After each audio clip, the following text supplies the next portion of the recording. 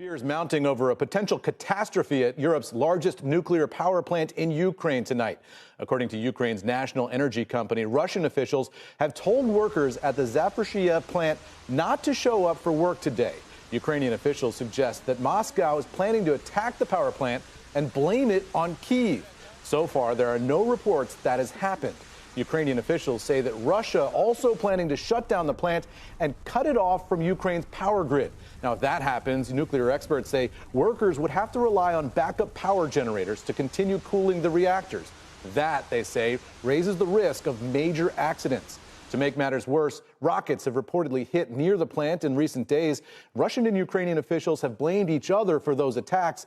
All this comes as the French president, Emmanuel Macron, spoke with Vladimir Putin on the phone today. According to the readouts of the call, the Russian leader agreed to allow inspectors from the United Nations nuclear watchdog to visit the plant. Meantime, the Biden administration sending a new $775 million military package to Ukraine. That's according to Pentagon officials today. It includes 1,000 javelins, 16 howitzers, 15 surveillance drones, and additional ammunition for the HIMARS missile system. Michael O'Hanlon now. He's a senior fellow at the Brookings Institution. Michael, thanks for being here tonight. Explain the strategy here. What would Putin gain from shutting down this nuclear power plant?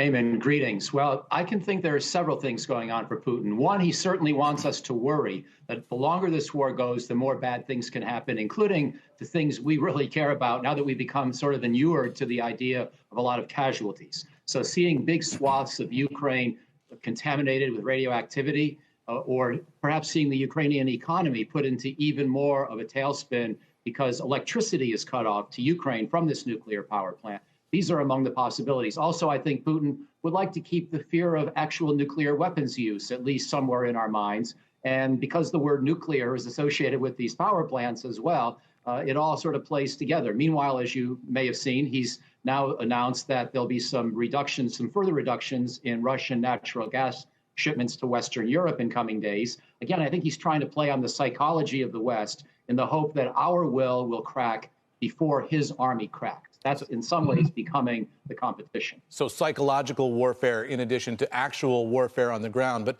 with Russia in control of this plant, if an accident were to happen, the fallout there could spread to parts of Europe. So the question becomes, how would NATO respond to something like that? Are we going to sit on the sidelines if that happens? Or is there some line where we feel like we have to go in? You know, I am not an expert on the wind patterns in that part of Europe, but I think they're generally west to east. So that means that eastern Ukraine and even Russia itself are more likely to be at risk than the rest of, let's say, NATO, the rest of Europe. And so I think it's not so much the direct threat to our territory, if I'm correct on these assumptions about wind patterns. It's more about the sort of horror that would, again, fill our TV screens with yet a new kind of menace. Now, I'm not sure what good it does for Putin to have this actually happen rather than to have the fear of it happening. You and I talking about it, everybody else talking about it, that may give him some traction. If he can make it feel like the longer this war goes on, the more bad things of this type could happen, and therefore prepare people for the possibility of some kind of a compromise negotiated settlement. I assume that's at least part of what he's thinking. But I think he also wants Go ahead. Yep, he just wants the electricity for Russia and not for Ukraine. Sure. Last question for you. Turkey's President Erdogan has emerged as this sort of mediator between Russia and Ukraine in support of these peace talks. How do you see that playing out? What's Turkey doing here?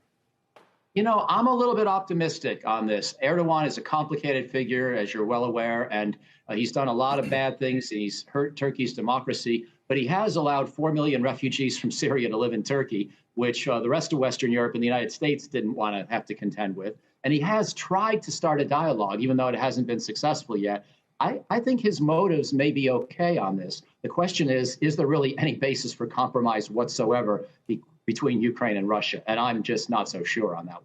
Yeah, that's the big question. Michael, thanks so much for being here tonight. Really appreciate your expertise.